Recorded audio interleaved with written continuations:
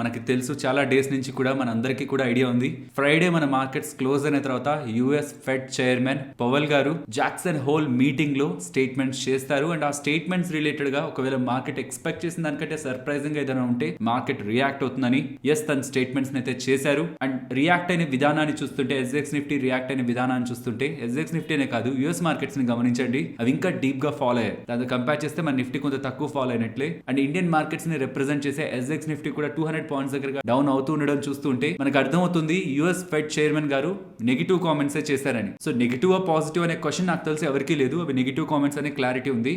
But A comments చేస్తే markets ఇలా react అయ్యాయి? బికాస్ మార్కెట్ కి ఇన్ఫ్లేషన్ ఉంటుందని మార్కెట్ తెలుసు. గ్లోబల్ గా టెక్ ఆర్ ఐటీ కంపెనీస్ అన్ని రెసిషన్ లోకి మార్కెట్ వెళ్తుందేమో అని జాబ్ కట్స్ కానీ ఈవెన్ శాలరీ కట్స్ రిలేటెడ్ గా కూడా డెసిషన్స్ తీసుకుంటున్నారు. అండ్ రీసెంట్ గా చాలా మంది ఎకానమీ రిలేటెడ్ గా ఆర్టికల్స్ రాస్తున్న వాళ్ళందరూ కూడా రెసిషన్ అనే వర్డ్ యూజ్ చేస్తున్నారు. మరి ఇవన్నిటికీ రియాక్ట్ అవని మార్కెట్ ఫెడ్ చైర్మన్ చేసిన ఏ స్టేట్మెంట్స్ కి ఇంతలా నెగిటివ్ గా రియాక్ట్ అయింది? ఫస్ట్ అది గమనిస్తాం. సెకండ్, మార్కెట్ రిలేటెడ్ గా నా వ్యూ ఏంటి, లైక్ నేను మార్కెట్ ని ఎలా చూస్తున్నాను, ఉంటున్న ప్రైస్ లెవెల్స్ ని బట్టి నేను ఎలా మార్కెట్లో ట్రేడ్ చేయాలనుకుంటున్నాను. ఇక్కడ ట్రేడర్స్ పాయింట్ కవర్ అయిపోతుంది. ట్రేడర్స్ రిలేటెడ్ గా సెకండ్ పాయింట్ లో మాట్లాడుకుందాం. థర్డ్ పాయింట్ ఇది most important because recent times లో మార్కెట్ 18,000 లెవెల్స్ దగ్గరకు వస్తున్నప్పుడు ఇక్కడ ప్రాఫిట్ బుక్ చేసుకోమంటారా, లేకపోతే పోర్ట్ఫోలియోలో ఉన్న స్టాక్స్ ఎగ్జిట్ అయ్యి మళ్ళీ డౌన్ సైడ్ కి వెళ్ళినప్పుడు ఒక 15,500 కి వెళ్ళింది కదా ప్రీవియస్ గా, ఈసారి కూడా అక్కడికి వెళ్ళినప్పుడు అక్కడ కొనుక్కోవడం బెటర్ కదా. బికాస్ ఇక్కడ నుంచి కొన్ని డేస్ బ్యాక్ డీప్ నెగిటివ్ లో ఉన్న పోర్ట్ఫోలియోస్ అగైన్ రికవర్ అయిపోయి ఇక్కడ ఎగ్జిట్ అవ్వడం ఆర్ ప్రాఫిట్ బుక్ చేసుకోవడం సజెస్ట్ చేస్తారా మీరు అని కూడా కామెంట్ సెక్షన్ లో చాలా అడిగారు.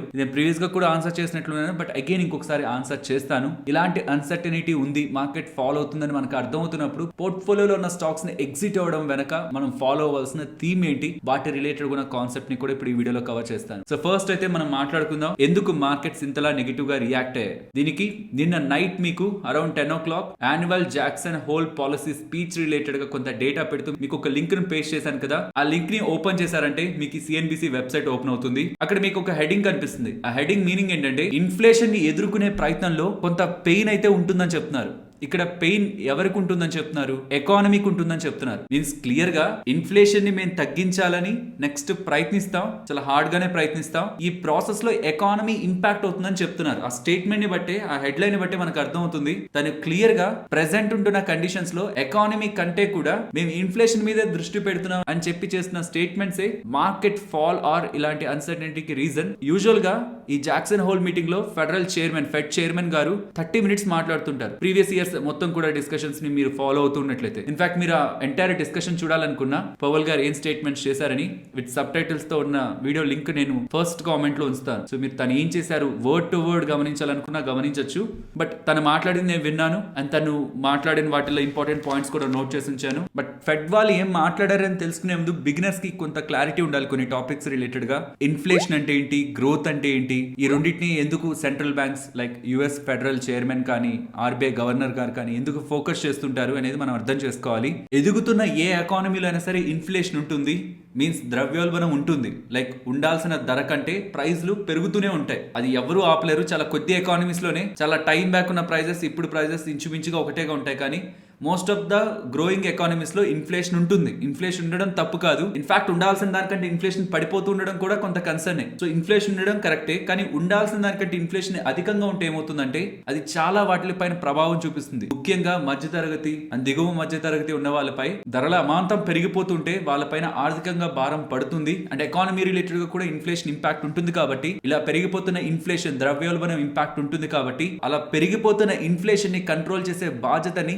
సెంట్రల్ బ్యాంక్స్ తీసుకుంటాయి. అమెరికాలో అయితే యుఎస్ ఫెడ్ వాళ్ళు, ఇండియాలో అయితే ఆర్బీఐ వాళ్ళు ఆ బాధ్యతలను తీసుకుంటారు. సో ఈ సెంట్రల్ బ్యాంక్ ఒక బాధ్యత ఇన్ఫ్లేషన్ ని కంట్రోల్ చేయడం, మీన్స్ ఇన్ఫ్లేషన్ ఉండాల్సిన రేంజ్ లో ఉంచుకోవడం, ఎకానమీ గ్రో అయ్యేలా ఎకానమీకి సపోర్ట్ ఇస్తూ ఉండడం, ఈ రెండింటిని బ్యాలెన్స్ చేస్తూ రావాలి సెంట్రల్ బ్యాంక్స్ అంటే. ఇప్పుడు పవల్ గారు చేసిన స్టేట్మెంట్స్, ఫ్రైడే నిన్న నైట్ చేసిన స్టేట్మెంట్స్ తో తను క్లియర్ గా చెప్పాలనుకుంది ప్రెసెంట్ అయితే ఎకానమీ కొంత ఇబ్బంది పడినా పర్లేదు, కొంత పెయిన్ కి వెళ్ళినా పర్లేదు, మనం ఇన్ఫ్లేషన్ ని తగ్గించే ప్రయత్నమే చేద్దాం. బికాస్ ఇప్పుడు ఎకానమీ గురించి ఆలోచించి ఓకే ఒక నెల బానే వచ్చింది కదా, ఇన్ఫ్లేషన్ డేటా తగ్గింది, జూన్ తో పోలిస్తే జూలై నెలలో ఇన్ఫ్లేషన్ తగ్గింది కదా, ఇది ఇంకా తగ్గిపోతుందేమో అని మనం ఆలోచించి ఇప్పుడు కానీ మనం వెనక్కి వెళ్ళామంటే హిస్టరీ చెప్తున్న దాని ప్రకారం మనం తప్పు చేస్తున్నట్లు. హిస్టరీలో మీన్స్ ఇక్కడ నుంచి పాస్ట్ చాలా సంవత్సరాల క్రితం ఇలానే 1970లో తీసుకోవాల్సిన టైంలో సరైన చర్యలు తీసుకోకపోవడం కారణంగా దాని ఇంపాక్ట్ రానున్న సంవత్సరాల్లో పడి ఒకేసారి అధిక మొత్తంలో వడ్డీ రేట్లను పెంచుతూ ఎకానమీలో వెరీ స్ట్రాంగ్ యాక్షన్స్ తీసుకోవడం కారణంగా ఎకానమీ రెసిషన్ లోకి వెళ్ళింది. సో ఓవరాల్ గా ఇన్ఫ్లేషన్ ని మనం సరైన టైంలో కంట్రోల్ చేయకపోతే ఇక రానున్న రోజుల్లో చాలా బలవంతంగా దాన్ని కంట్రోల్ చేయాల్సి వస్తుంది. అప్పుడు ఇంకా ఎకానమీ పైన నెగిటివ్ ఇంపాక్ట్ పడుతుంది. కాబట్టి తీసుకోవాల్సిన టైంలో చర్యల్ని మనం తీసుకోవాలి. 1 లేదా 2 నెలల్లో వస్తున్న ఇన్ఫ్లేషన్ డేటా తగ్గుముఖం పట్టింది. సో ఇన్ఫ్లేషన్ తగ్గుతుంది కాబట్టి మనం కూడా వడ్డీ రేట్లని అంత పెంచాల్సిన నీడ్ లేదని, కానీ మనం ఒక స్టెప్ వెనక్కి వేసామంటే హిస్టరీ చెప్తున్నది మనం తప్పు చేస్తున్నామని. కాబట్టి ఇప్పటికిప్పుడు మనం డెసిషన్స్ ని వెనక్కి తీసుకోవడానికి లేదు.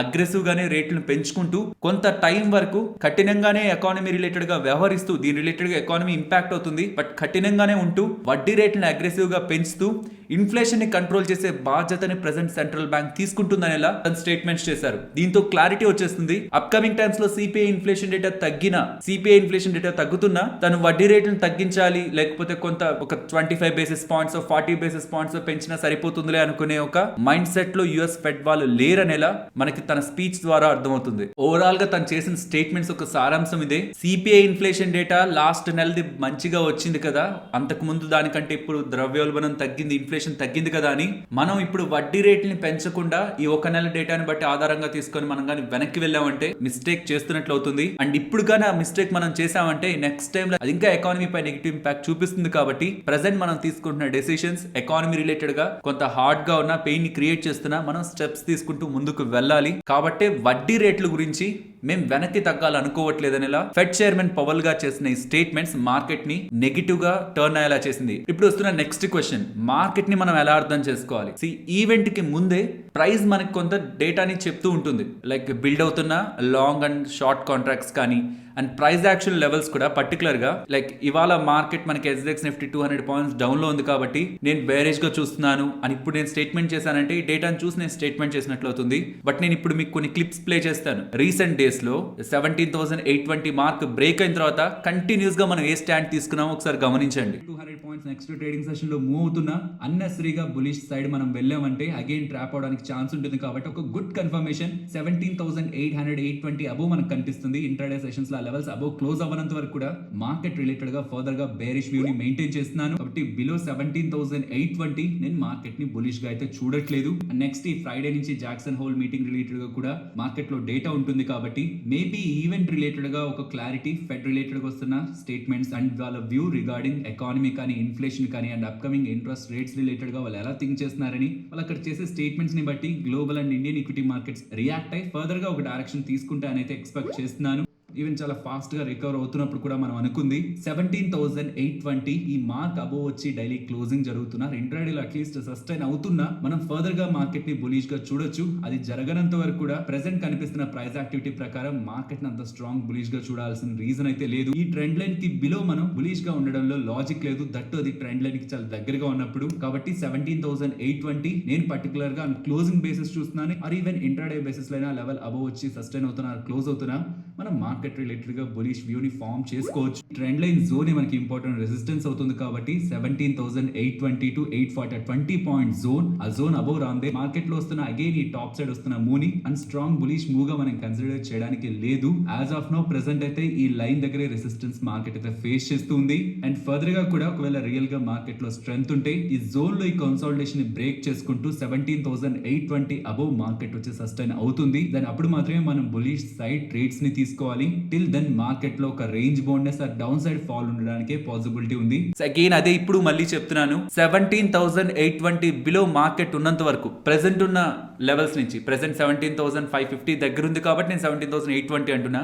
నెక్స్ట్ సోమవారం కానీ ఒకవేళ మనకి ఇంకా డౌన్ సైడ్ క్లోజ్ అయిపోతే 17,820 ఇంకొంత బిలోకి తీసుకొస్తాను. అదే లెవెల్ అనేది నేను మీకు న్యూస్ వీడియోలో అప్డేట్ చేస్తాను. ఆ టైంలో ఉన్న ప్రైస్ యాక్షన్ బట్టి నేను ఏ లెవెల్ ని చూస్తున్నాను.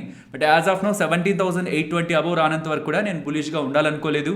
అది నా వ్యూ, నా పర్సనల్ వ్యూ. సో ట్రేడర్స్ కూడా ఎప్పుడు మనకి ఒక ఈవెంట్ కి ముందే మార్కెట్ కొన్ని ఫ్యాక్టర్ చేయడానికి ప్రయత్నిస్తూ ఉంటుంది. కొన్ని లెవెల్స్ కి బిలోనే ఉంటూ కొంత వీక్ గా ప్రైస్ ని చూపించాలనే ప్రయత్నం చేస్తుంటుంది. కాబట్టి ఈవెన్ బిఫోర్ ఈవెంట్స్ వీలైతే మార్కెట్ లో పొజిషన్స్ ని అవాయిడ్ చేయండి. ఒకవేళ తీసుకోవాలనుకున్నా ఒక ఇంపార్టెంట్ లెవెల్ బిలో ఉంటున్నప్పుడు బై పొజిషన్స్ ని అవాయిడ్ చేయండి. సో దట్ మనం అట్లీస్ట్ ఒక సైడ్ నుంచి తప్పుకుంటాం. మీన్స్ బై ఆర్ సెల్ ఏది పడితే అది ఎక్కడ పడితే అక్కడ చేయడం కంటే ఇంపార్టెంట్ లెవెల్స్ కి బిలో ఉన్నప్పుడు సెల్ సైడ్ ఉండడమా ఆర్ న్యూట్రల్ గా ఉండడమా, ఆర్ ఇంపార్టెంట్ లెవెల్స్ కి అబోవ్ ఉంటున్నప్పుడు బై సైడ్ ఉండడమా ఆర్ న్యూట్రల్ గా ఉండడమా ఈవెంట్స్ అప్పుడు. ఇలా ఉంటే అట్లీస్ట్ ఇంకొక వేలో వచ్చే ఈవెంట్ ఒక అవుట్కమ్ కి మనం కొంత దూరంగా ఉంటాం. పర్సనలీ నేను తీసుకున్న స్టాండ్ అయితే 17,820 బిలో ఉన్నంత వరకు కూడా నేను బై సైడ్ ఉండాలనుకోవట్లేదని. సో ట్రేడర్స్ అయితే లెవెల్స్ ని బట్టే ట్రేడ్ చేయండి అండ్ ఈవెంట్స్ ఉంటున్నప్పుడు పొజిషన్స్ ని అవాయిడ్ చేయండి. నేను ఈవెంట్స్ ఉంటున్నాయని మీకు చాలా డేస్ బ్యాక్ కూడా ఒక ఇమేజ్ పెట్టాను, ఏ డేస్ లో ఏ ఈవెంట్స్ ఉంటాయి, ఏ టైమ్స్ లో ఏమేమి ఉంటాయని. అండ్ ఇప్పుడు ఇన్వెస్టర్స్ దగ్గరికి ఫ్రెండ్స్, నేను చాలా టైం బ్యాక్ నుంచి మార్కెట్ లో చూస్తూ అర్థం చేసుకుంటూ వస్తున్నది ఏంటంటే,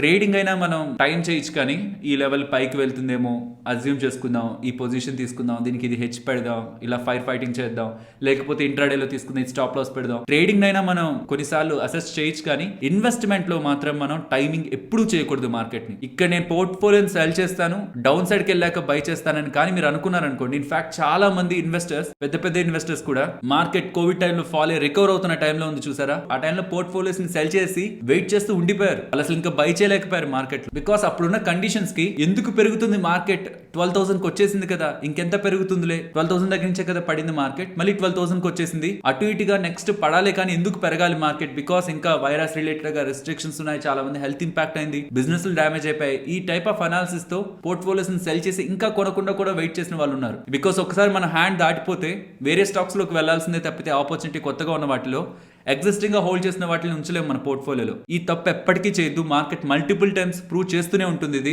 ఎప్పుడు కూడా మార్కెట్ ని టైం చేయాలని ప్రయత్నించొద్దు. ఇప్పుడు మార్కెట్ ఫాలో అవుతుంది, మన దగ్గర ఉన్న ఆప్షన్ ఒక్కటే, మన దగ్గర ఉన్న మనీని డిప్స్, మార్కెట్ లో వస్తున్న ఈ డిప్స్ ఫాల్స్ లో మంచి మంచి లెవెల్స్ దగ్గర మనం అనుకుంటున్న స్టాక్స్ ని హోల్డ్ చేయడం. ఆల్రెడీ ప్రీవియస్ ఫాల్ లో నేను ఇంపార్టెంట్ స్టాక్స్ ని మీకు సజెస్ట్ చేశాను, ఏ లెవెల్స్ దగ్గర నేను ట్రాక్ చేస్తున్నాను, ఏ లెవెల్స్ దగ్గర యాడ్ చేసుకుంటానని. అండ్ అప్కమింగ్ టైమ్స్ లో కూడా మీరు ఏదైనా పర్టికులర్ స్టాక్ ని హోల్డ్ చేస్తుంటే కామెంట్ సెక్షన్ లో చెప్పండి. అండ్ వాటిని ఎక్కువ మంది లైక్ చేశారంటే అది కూడా నేను వాచ్ లిస్ట్ లో యాడ్ చేస్తాను. ఆల్రెడీ యాడ్ చేసి పెట్టేశాను. మీరు లైక్ చేసిన అన్ని స్టాక్స్ అన్ని కూడా ఇక్కడ లిస్ట్ లో ఉంటాయి. ఇక్కడ మీకు కనిపిస్తున్న లిస్ట్ కాకుండా ఏదైనా స్టాక్ ని మీరు హోల్డ్ చేస్తున్నారంటే చెప్పారంటే అక్కడ యాడ్ చేసి వాటిని స్టడీ చేస్తూ ఇంపార్టెంట్ లెవెల్స్ దగ్గరకు వస్తున్నప్పుడు న్యూస్ వీడియోలో మెన్షన్ చేస్తాను. వస్తుంటేనే మీకు ఇన్ఫార్మ్ చేస్తాను. ఏ లెవెల్స్ లో పడితే ఆ లెవెల్స్ లో ఇక్కడ 5% పడిపోయింది బై, అట్లా నేను తీసుకోలేను. అది కొన్నిసార్లు 25-30% కూడా ఫాలో అవ్వాల్సి రావచ్చు ఇంపార్టెంట్ లెవెల్స్ దగ్గరికి. ఇన్ బిట్వీన్ ఫాలో అయ్యి అగైన్ రివర్సల్ అయిపోతుంటే నేను ఇన్ఫార్మ్ చేయను. నాకు ఇంపార్టెంట్ లెవెల్, ఆ లెవెల్ కి వస్తేనే కన్విక్షన్. బికాస్ ప్రీవియస్ గా ఆ లెవెల్స్ దగ్గర నుంచే ర్యాలీ అయి ఉంటుంది, ఆ లెవెల్స్ దగ్గర నుంచే ప్రైస్ యాక్షన్ కనిపించింటుంది. కాబట్టి నేనైతే ఇంపార్టెంట్ లెవెల్స్ కోసమే వెయిట్ చేస్తాను. ఫాలో అవుతుంటే మార్కెట్ లేదు, నాకు ఈ లెవెల్స్ వద్దు, నేను ఎవరి మీద డిపెండ్ అవ్వకూడదు అనుకుంటున్నానంటే ఒక పర్సెంటేజ్ పెట్టుకోండి. మంచి స్టాక్ మీరు హోల్డ్ చేసిన మంచి స్టాక్ అనుకోండి, ఒక పర్సెంటేజ్ పెట్టుకోండి. 10-15% పడితే నేను యావరేజ్ చేస్తాను, 10-15 పడితే నేను యావరేజ్ చేస్తాను, ఎస్ఐపి చేసుకుంటూ వెళ్తాను ఆ స్టాక్ లో. లేదు పర్సెంటేజ్ వద్దు, మంత్ ఎండ్ బేసిస్ లో ఎస్ఐపి చేసుకుంటూ వెళ్ళిపోండి. ఇన్వెస్ట్మెంట్ అంటేనే పీస్ఫుల్ గా ఉండడం. అలాంటి దగ్గర కూడా నేను బుక్ చేసుకుంటాను, నేను మళ్ళీ కొంటాను, నేను దీంట్లో గెయిన్ అవుతానంటే గెయిన్ అయితే పర్లేదు. మండే మనకు ఓపెన్ అయ్యాక అదే లో అనుకోండి, దాని తర్వాత రివర్స్ అయిపోయింది అనుకోండి మార్కెట్, అప్పుడు ఖచ్చితంగా ఇలా ఇక్కడ నుంచి ఒక 1000 పాయింట్స్ వెళ్తుంది అని తెలిస్తే, నాకు ఇప్పటికి ఈ పాయింట్ కి తెలిసిన, నాకు ఎవరైనా గ్యారంటీ ఇస్తే ఫ్యూచర్ నుంచి వచ్చి నేను సెల్ చేస్తాను పోర్ట్ఫోలియో, నేను కూడా సెల్ చేస్తాను. బట్ మనం అలా టైం చేయలేము. టైం చేస్తే ఎప్పుడైనా ట్రాప్ అయ్యామంటే మనం కొనాలనుకుంటున్న స్టాక్స్ హైయర్ ప్రైస్ లో కొనడానికి మైండ్ ఒప్పుకోదు, ఇంకా అలా ఉండిపోతాం, ఇంకేదైనా కొత్త స్టాక్స్ లోకి వెళ్ళిపోతాం. ఈ తప్పు ఎప్పుడు చేయొద్దు. హోల్డ్ చేసినది మంచి స్టాక్ అయితే అది పడుతూ ఉంటే అది ఒక అడ్వాంటేజ్ గా తీసుకొని పర్సెంటేజ్ బేసిస్ తో కానీ ఆర్ మంత్ ఎండ్ లో కానీ దాంట్లో ఎస్ఐపి చేసుకుంటూ వెళ్ళండి. ఇంతకు మించిన బెస్ట్ మీకు సజెషన్ ఇంకేది ఉండదు ఇన్వెస్ట్మెంట్ లో. లేదు మండే ఓపెనింగ్ మొత్తం పోర్ట్ఫోలియోని సెల్ చేయండి అని చెప్తున్నా అనుకోండి, ఎక్కడ బై చేయాలో కూడా నేను చెప్పగలగాలి. మీన్స్ ఈ లెవెల్స్ కు వస్తుంది మార్కెట్, అక్కడ బై చేయండి, ఖచ్చితంగా ఫాల్ ఉంటుంది అలా అని నేను చెప్తున్నాను అనుకోండి మీతో, ఈ లెవెల్స్ కు వస్తుంది అక్కడ బై చేయమని. ఆ మాత్రం క్లారిటీ నాకుంటే ఆప్షన్స్ ని బై చేస్తే కొన్ని కోట్లు సంపాదించవచ్చు. ఇన్ రియాలిటీ అర్థం చేసుకోండి, స్టాక్ మార్కెట్ లో ఎవ్వరు కూడా ఈ లెవెల్ నుంచి ఈ లెవెల్ కి మార్కెట్ ఈ టైంలో వెళ్ళిపోతుందని ఎవ్వరూ చెప్పలేరు. ఇవన్నీ ప్రిడిక్షన్స్, రైట్ అవ్వచ్చు, రాంగ్ అవ్వచ్చు. కాబట్టి ఇన్వెస్ట్మెంట్ ని, చేతుల్లో నుంచి ఒక మంచి స్టాక్ ని కేవలం మార్కెట్ లో ఉంటున్న అన్సర్టనిటీని బేస్ చేసుకొని ఇంకా పడిపోతుంది అనే భయంతో మాత్రం ఎప్పుడు ఎగ్జిట్ అవ్వద్దు. చాలా టైమ్స్ మీరు మళ్ళీ ఎంటర్ అవ్వలేరు కూడా. ఐ హోప్ ఈ వీడియో మీకు ఇంట్రెస్టింగ్ గా అనిపించిందని, ఏదైనా వాల్యూ మీకు క్రియేట్ అయింది అనుకుంటే లైక్ చేయండి ఫ్రెండ్స్, బికాస్ ఇది అవుట్ ఆఫ్ ద టాపిక్ ఇది. అండ్ ఇంకొకటి మీకు డౌట్ ఉండొచ్చు, ఈ సాటర్డే వీడియో వస్తుందా అని. ఎస్ వస్తుంది. ఇప్పుడు 2:30 అయింది. ఇది ఎడిట్ చేసి మీకు as soon as possible upload చేస్తాను. అండ్ సాటర్డే వీడియో అయితే ఎడిటింగ్ అవుతూ ఉంది, దాంట్లో కొన్ని వర్క్స్ ఉన్నాయి, అన్ని కంప్లీట్ అది కూడా వస్తుంది. అండ్ రేపు సండే చాలా స్పెషల్ వీడియో వస్తుంది, వెరీ స్పెషల్ అది. అండ్ తప్పకుండా ఆ వీడియోని చూడడానికి ప్రయత్నించండి. మీకు ఫైనాన్షియలీ మిమ్మల్ని కాదు, సరౌండింగ్స్ లో ఉన్న వాళ్ళని కూడా ఫైనాన్షియల్ గా మీరు ప్రొటెక్ట్ చేయడానికి ఆ వీడియో మీకు హెల్ప్ అవుతుంది. ఓకే ఫ్రెండ్స్, ఇక మరి ఉంటాను, మరొక వీడియోతో కలుద్దాం. ఫైనల్ ఇది ఫ్రెండ్స్, మన వీడియో నచ్చిందా? నచ్చితే మన వీడియోని లైక్ చేయండి ఫ్రెండ్స్. అండ్ ఈ వీడియో మన వాళ్ళకి యూజ్ అవుతుంది అనుకుంటే తప్పకుండా షేర్ చేయండి. అండ్ మన ఛానల్ ని సబ్స్క్రైబ్ చేయనట్లయితే ఛానల్లో ఉంటున్న కంటెంట్ ని గమనించండి. ఇఫ్ ఆ కంటెంట్ మీకు యూజ్ అవుతుంది అనుకుంటే ఛానల్ని సబ్స్క్రైబ్ చేసి పక్కన ఉన్న బెల్ ఐకాన్ క్లిక్ చేయండి. మరొక ఇంట్రెస్టింగ్ వీడియోతో మళ్ళీ మీ ముందుకు వస్తాను. అంతవరకు టేక్ కేర్. జై హింద్.